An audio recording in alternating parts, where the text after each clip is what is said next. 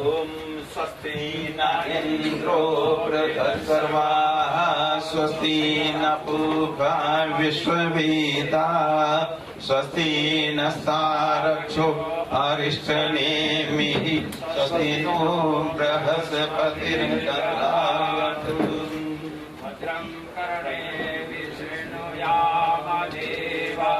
भद्रं पक्षेभिर्यजत्राः स्थिरैरङ्गे तुष्टवाकुमस्तनूभिर्व्यासेमहि देवहिताय दायुः. Thank you very much. You all may sit now.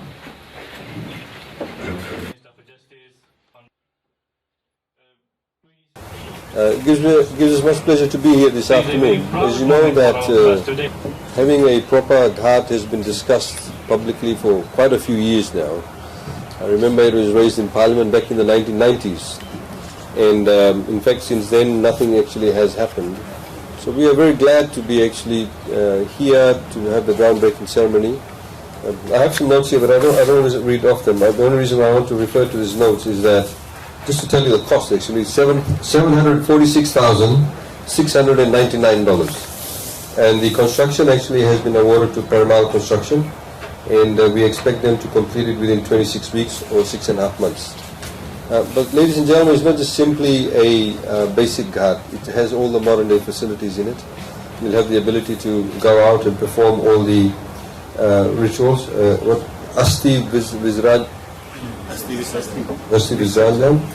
And of course you'll have all the sanitation facilities, you'll have showers, you'll have places for people to be able to actually cook to, and parking space, and of course the cremation facility itself. The reason why, ladies and gentlemen, I think that this is very, very important is there are two things in every human's life that is very important, and indeed from a cultural perspective also. I would say, venture to say there's about 3 of them. First one, of course, is birth. The second one, of course, is death. In between, you get marriage. There are probably the 3 key types of events that bring people together. You know, you will find that families actually meet each other at a funeral they have not seen for years. Now we actually have a lot of our family members that live overseas. Of course, the other one is, of course, marriages also. That does take place. And of course, it births too. But these 3 events also signify an occasion where you are able to ritualize your religious teachings, where you actually perform certain rituals to mark the actual occasion. So it is essentially a very dear component, a very personal component of anybody's life, irrespective of whichever faith you are. So when we actually perform these rituals, in the environment in which you perform these rituals, it must be conducive to creating an environment that gives people dignity, that make people feel that they are able to carry out these rituals in the manner in which they should, that there is no encumbrances, there is no impediments to it. And the environment that they are performing it in carries with it a lot of respect. Because of course religious rites, religious rituals does require the level of sacredness, if you like.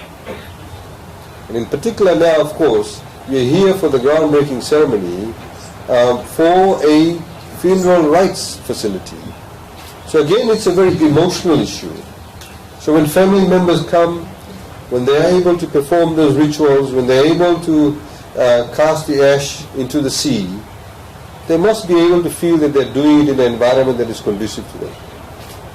So it is a very simple notion, yet unfortunately for decades in Fiji, the Hindu community has not been able to do it from very dedicated spaces or spaces that actually give a level of respectability and dignity. This is precisely the reason why we've engaged in this. Unfortunately, it's taken a bit longer, but it required a lot more planning. There are, of course, issues such as land, which had to be sorted out. But today, with the groundbreaking ceremony, we expect this facility to be completed in about 6 months' time. Has also been highlighted. We are looking at having a similar facility in Nosori and another one in Latoka. They are the 2 next ones that we are looking at in creating those facilities, because we think at the moment, given the population base and the fact that you do not have proper facilities there, that may be close to the sea, that we should be able to look at that. So we look forward to your cooperation, your ability to work with us and work with each other to be able to give us a spot that we can, create similar facilities, not just in Suva but outside of Suva. Our plan, ladies and gentlemen, is that once the facility is completed, we would like, I know some of you all come from different organizations, Hindu religious organizations, but we want to be able to work together with you and have some form of memorandum of understanding so we can actually hand over the facilities to you. Because it is actually for you. We want you to be able to have carriage of it, we want you to look after it, and it is your domain. So government believes that as an inclusive society, as a country, which is based on a constitution that guarantees common and equal citizenry, that we should be able to work with all the faith-based organizations in creating such an environment. I do not want to necessarily make a long speech, but the idea is that, as I highlighted in these three areas, we want to be able to provide people that level of dignity, that level of comfort, that when they do part with their loved ones, they're able to do it in a dignified manner. We want to be able as a government to work with all the faith-based organizations. This is why we talk about a secular state. The state must be a secular state. It treats everybody equally. It does not have a proclivity to any particular faith, any particular denomination, but treats everybody equally and everybody with respect. So we look forward to your contribution. We look forward in particular, once this facility is completed, for you to be able to kind of work together with us to have a form of an understanding so you can look after the facility. And please understand, it is for everybody. Some of you may have varying ways in which you carry out the rituals. That's part and parcel of being tolerant about it. It's part and parcel of being understanding. I just reminded of that quote, which is also quoted in Parliament. It's by a former Indian president who was a nuclear scientist. And he said, for great men, religion is a means to make friends. For simple men, or the person who sees religion differently, religion is used as a sword. It's very simple philosophy. Religion should help us irrespective of whichever faith we follow, irrespective of whatever belief we may have, irrespective of whatever denomination we may have, even within the same faith. We must see religion and faith as a means of making friends, not as a means of creating differences. Because ultimately, we all believe in the Creator. And ultimately, we all believe that we will go to the Creator. People may have different methodologies, but that's people's choice. But ultimately, we must use that as a form of binding us together. Binding us together, people of different faiths, but of course, under the bondage of common and equal citizens as all equal Fijians. Thank you very much. Vinaka.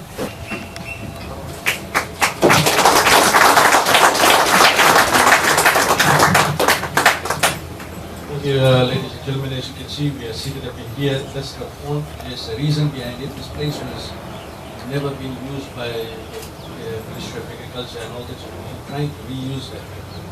So this will be a nature pond in here, and there will be seats around, whereby there are certain families that have left us and all that. We feel very psychologically impact on our heart and mind. So they come and sit down here, and we pool around here, and all sorts of fowl in here by the contractor, and everything will be done in a psychological aspect to have relief going in there and coming back and forth. So that's the car park area. The place where you see that Diga is parked at the moment, this is the place where the actual change room that will be done. We will have a facility that can accommodate 5 families at any given time. So we don't have to wait. We have understood the full reasons of it, getting the facts right, to say that the person, the main person who is doing the rituals, need to go back home before midday. So in order for them to beat the traffic, meet the timelines that is required. So before they go, before they come into Suva and other places, they go down, they get delayed and all that. And here, government has given the provision of 5 families at any given time. So they will be given provisions to even do their small cooking that is required to be done to ensure that if you have forgotten something, a standby shower area and a provision for even hot and cold. Because sometimes we see during cold seasons and all that people of elderly age and younger age too, they don't feel like having their shower and doing their actual rituals involved in there. So what we want is to give them full access to actually do what the best requires to be done, and that's the commitment that the government has taken in. So you do your Hawan and all that in here, and then you follow this path, and then going it forward. So going it forward, this is the 3D images of it basically, and it's having later on the set of it to say that it will follow in here, and there's a standpipe up in here as well. So when you come back from sea, you'll be able to actually wash yourself around, and then getting it done here. So basically the facility here will be very clean and hygiene. So we have tried to capture or get all sea sand and all that here. So pre-shower here, and then you come and have your shower complete here. So it's done up to have meet international standards to ensure so that we do not compromise in any way. Do you have any questions? So I can also. Is there going to be a cremation facility also, or only for doing the ritual? We are not changing that. This is just a ritual. Come to that later. This is just the second day after the burial, second day, and then for some cases 10th day. Yes. One of the things we've done now, you may have heard us say that we've started up this unit in the Ministry of Economy called the Construction Implementation Unit. Essentially, all the large constructions within government, before it used to all sit with the individual ministries. So if, for example, the Ministry of Health had to build a hospital, it was the Ministry of Health who were in charge of it. Government tender board was simply doing it, they were in charge of it. We've centralized that. Shah is in charge of the Construction Implementation Unit. So he's the man who's actually dealing with the $170 million rebuild of schools. So as you can see, what we are doing now is also with the rebuild programs, or if we build anything new, it's built to, as much as possible, international standards. To get that quality and level of service up, to get the quality of the infrastructure up, to ensure that just because you have some slightly strong wind, it does not get blown away, meet the various cyclone standards, etc. So this is the outcome of it. It has taken slightly longer. One of the reasons why, of course, it took slightly longer is because, as you know, after the cyclone, there's huge pressure on construction companies, and of course, availability of hardware, etc. A lot of the engineers were occupied. In fact, we're still finding it difficult. As you know, we're getting people from overseas to come and work here. So this is the outcome of it, and that's why it took slightly longer. But the idea, of course, as you know, you can see that, that we want to set up something that is of international standard.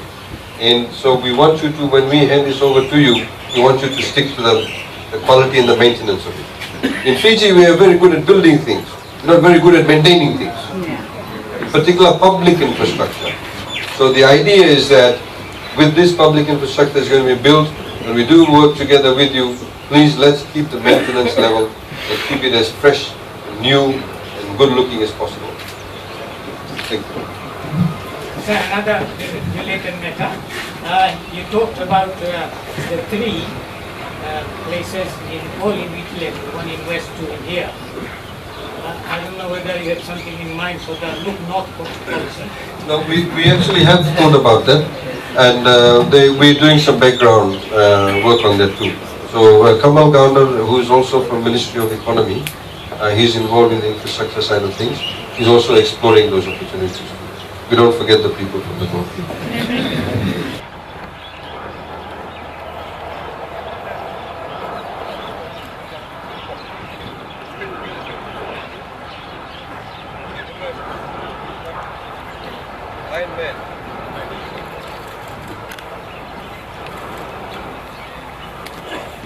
Thank you.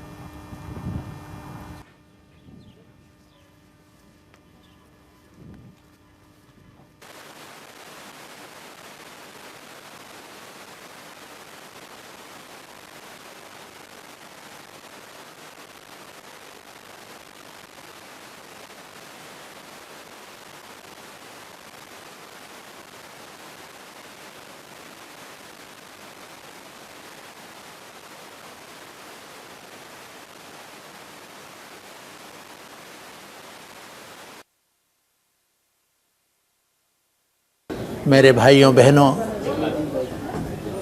हमारे हिंदुस्तानी में एक कहावत है कि जब किसी के अब्बा हुजूर ने एक सपना देखा हो और किसी कारणवश वो सपना साकार नहीं हुआ और उनके बच्चे, उनके होनहार बेटे अगर उस सपने को पूरा करें तो ऐसे बेटे संसार में बहुत मुश्किल से मिलते हैं। चिराग लेकर भी यदि ढूंढो तो ऐसे बच्चे नहीं मिलते।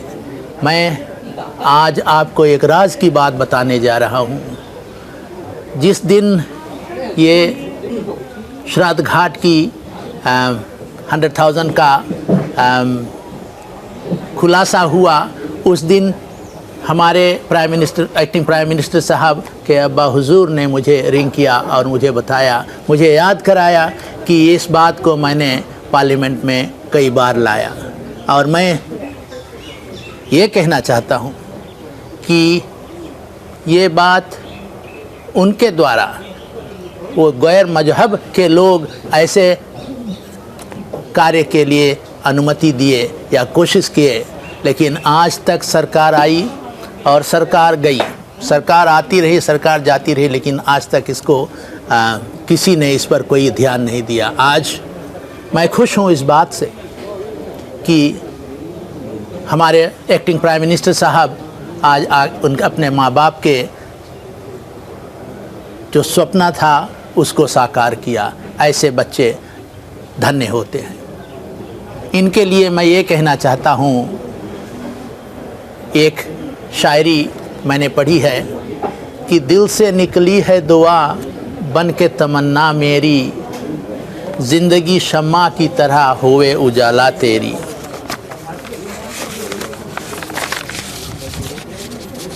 हो दूर दुनिया का तेरे दम से अंधेरा हो जाए, हर तरफ तेरे चमकने से उजाला हो जाए। दूर दुनिया का तेरे दम से अंधेरा हो जाए, हर तरफ तेरे चमकने से उजाला हो जाए।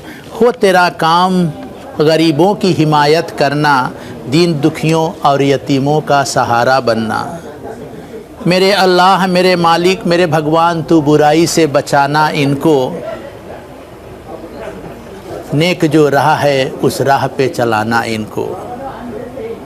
और मेरे तरफ से दुआ है मेरी, कदम कदम पर तुमको सबका प्यार मिले। तुमने जो देखा है सपना वो सपना साकार मिले। दामन तेरा कम पड़ जाए इतनी तुझे बहार मिले। दुआ है मेरी, कदम कदम पर तुमको सबका प्यार मिले। मैं आप सभी को अपने हृदय की गहराइयों से धन्यवाद देता हूँ। Thank you.